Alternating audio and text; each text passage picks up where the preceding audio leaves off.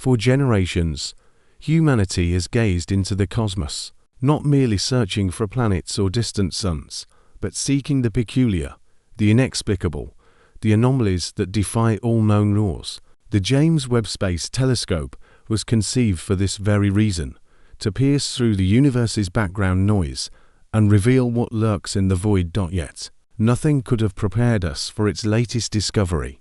What started as a standard survey of 3I, Atlas, the third known interstellar object to enter our solar system, unveiled something scientists never anticipated. Not reflected sunlight, not scattered photons from cosmic dust, but illumination, artificial illumination. A glow so exact and regulated, it appeared to emanate from the object's interior. In that moment, a routine observation transformed into the most profound astronomical finding of our age. 3.1. Atlas was initially detected as a dim, isolated speck on the solar system's outer fringe. Its path was unlike anything originating from our cosmic neighborhood. It was not from here. It had traversed the interstellar gulf, hurled into our vicinity by some unknown event, now drifting nearer like a silent courier. Researchers anticipated another Oumuamua, a bizarre tumbling space rock. But from the first images, something was anomalous. The object was excessively luminous for its projected size.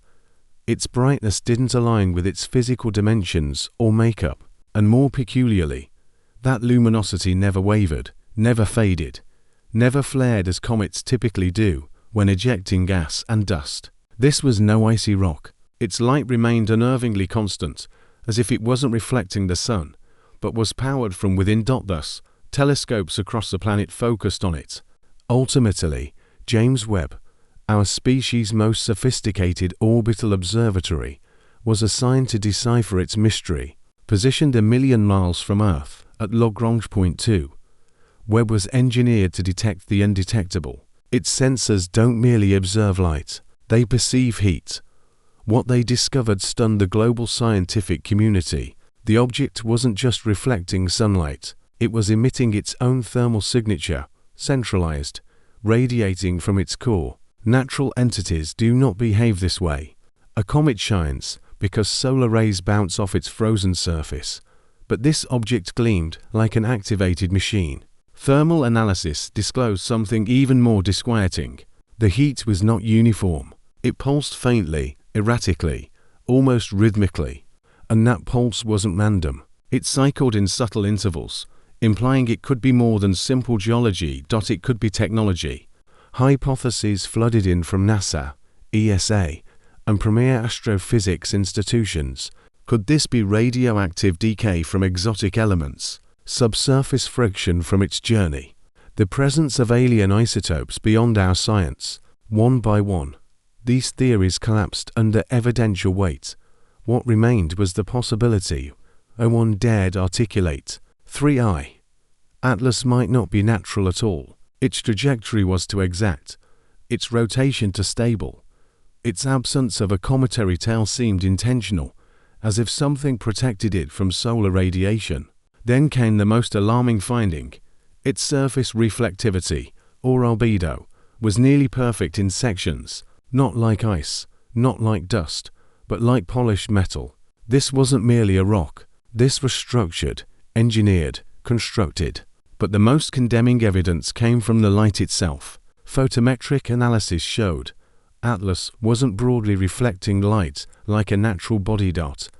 It was emitting light in a narrow, controlled wavelength band, the same way we engineer LEDs and communication lasers. More unsettlingly, that light band contained frequencies used in our own guidance and communication systems, and as solar radiation shifted, Atlas's light output adjusted in response, as if an internal system was deliberately compensating.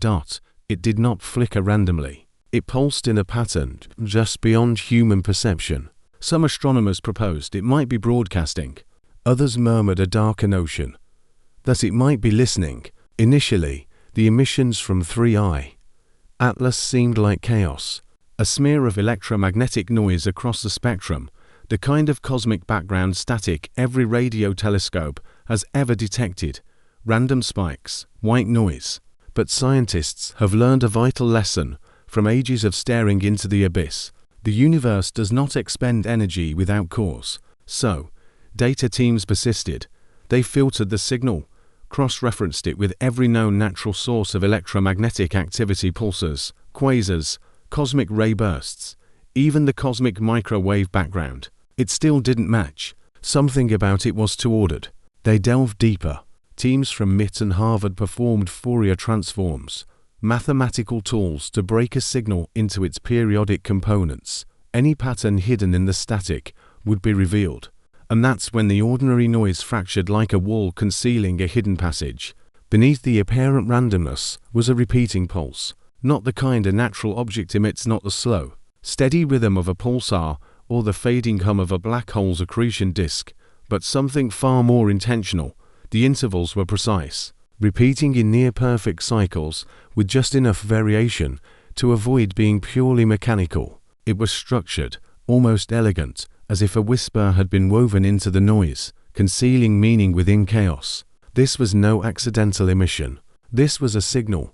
The scientific community fractured instantly. Some called it a beacon, a cosmic lighthouse sweeping through space, awaiting discovery.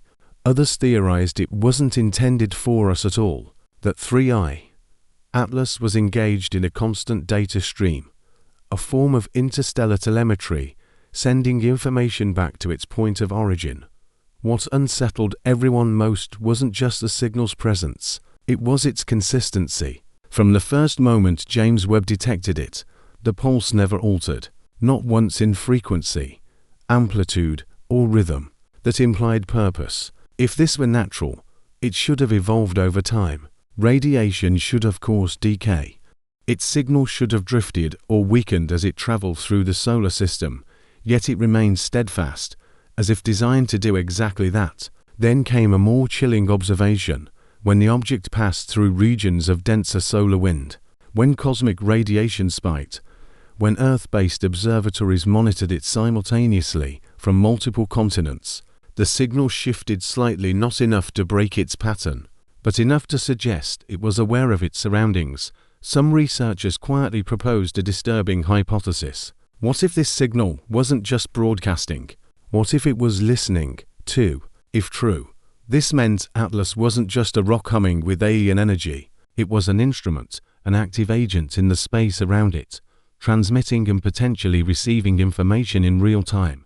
The pulse was no longer treated as random background noise. It became something far more disconcerting, the first potential evidence of a conversation occurring right above us, one we weren't part of, one that might have been ongoing long before we learned to listen. And as data continued streaming in, one truth became inescapable. Whatever 3I, Atlas was, it was not passive. It was doing something deliberate, and humanity had just intercepted its signal like an eavesdropper hearing a conversation meant for them. Then it happened, the event that sent shockwaves through every observatory on Earth. In under 2 minutes, 3I, Atlas erupted in a violent surge of light. Its brightness soared by nearly 40% in a spike so sudden, so unnatural, that no known cometary process could explain it. Natural outgassing causes gradual changes, not explosive, perfectly symmetrical flares. This wasn't the chaotic flicker of ice vaporizing in sunlight. It was precise, almost surgical, as if a hidden mechanism deep within the object had just powered on. The James Webb's thermal instruments recorded a simultaneous shift in heat signature, as if the entire object had been momentarily energized, its temperature rising like a machine warming up. Scientists described it as witnessing a stone suddenly take a breath. The timing was uncanny, almost theatrical. The flare occurred exactly as the object crossed a specific threshold in the solar system, as if triggered by an invisible tripwire. Awe and panic spread through the scientific community. This was no passive chunk of interstellar rock, no mere relic from a distant star system wandering aimlessly through our neighborhood. Something inside it had chosen that precise moment to reveal itself, or perhaps to test something. The idea that we might have provoked this reaction simply by observing, by pinging it with radar, by focusing our attention on it, began spreading rapidly. Was it signaling back? Was it scanning us? Or was this simply its way of stating, "We see you, too"? The flare was brief. Just as suddenly as it began, it faded, leaving a quieter, steadier glow behind. But something fundamental had changed. Its energy profile was different. Whatever 3i Atlas had done in those minutes, it had left the object subtly altered, its thermal signature permanently elevated, as if a dormant system had been awakened and was now operating silently in the background.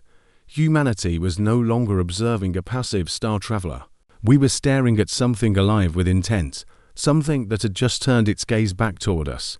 Days after the flare, astronomers noticed something that transformed quiet unease into a global shudder. 3i Atlas was no longer on its predicted course. Its calculated orbit, meticulously charted using Newtonian mechanics and refined by AI-powered simulations, began to drift from expectation first by fractions of a degree, then by measurable distances to precise to dismiss as random error. The object had altered its trajectory, ever so slightly, but unmistakably, dipping closer to the plane of Earth's orbit, aligning itself more neatly with the paths of the inner planets, as if correcting its navigation. Natural objects simply do not do this. A comet, an asteroid, even an interstellar visitor like Oumuamua, is subject to gravity and radiation pressure. They cannot choose to move. And yet, 3i Atlas seemed to have done precisely that. Observers scrambled to explain the shift. Perhaps a gas jet had escaped and nudged it. Maybe we had miscalculated its mass. But nothing fit the data. The change was too clean, too deliberate, like a spacecraft executing a mid-course correction. Even more unnerving, the adjustment didn't seem to aim it toward a random destination. It appeared to be guiding itself into a position for a closer pass, not just by the Sun, but by us. Analysts noted its new trajectory would now skim just inside Earth's orbital neighborhood, a near miss that wasn't quite close enough to activate planetary defense protocols, but was far too close to disregard. Speculation turned grim. Was it maneuvering for a flyby, a survey, a rendezvous? The possibility that this object wasn't just active, but aware began to dominate private scientific discussions. And perhaps most disturbing of all, the timing of the trajectory change was exact. It happened mere hours after the flare event, almost as if one had triggered the other. Whatever had awakened inside 3i Atlas was not passive. It had seen something, calculated something, and then adjusted its path with eerie precision. Humanity, for the first time, was forced to confront the chilling possibility that something in deep space had not only detected us, but was now approaching intentionally. As the object drew nearer, Webb and Hubble's spectroscopic instruments began depicting an even stranger picture. Its surface wasn't just shiny. It contained highly reflective alloys and rare earth elements. Most shocking of all, there were spectral absorption lines that didn't correspond to anything in our periodic table. These weren't the signatures of ice or stone. They were the fingerprints of something engineered or, at the very least, synthesized under conditions humanity has never replicated. One of the compounds matched a theoretical quantum material believed to exist only under extreme magnetic confinement. If this was true, then this object was either unimaginably ancient, a relic from a civilization predating human history, or it was recent, constructed by an intelligence far exceeding our own. As evidence accumulated, fear intensified, governments fell silent, encryption levels increased, and observatory data was secured behind classified barriers. But one group refused to wait, the SETI Institute. They decided to do what no one else would. They transmitted a focused radio pulse directly at 3i Atlas, a cosmic handshake. The message contained universal mathematical constants, the periodic table, and simple diagrams of humanity. It was a cautious hello, a question cast into the void. Days passed. Nothing. Then, on the third day, one of SCTI's monitoring stations in Chile received a return pulse, a narrow-band signal, distorted, but unmistakably timed to arrive exactly 72 hours after the transmission. It wasn't an echo. It wasn't random scatter, it was processed and sent back.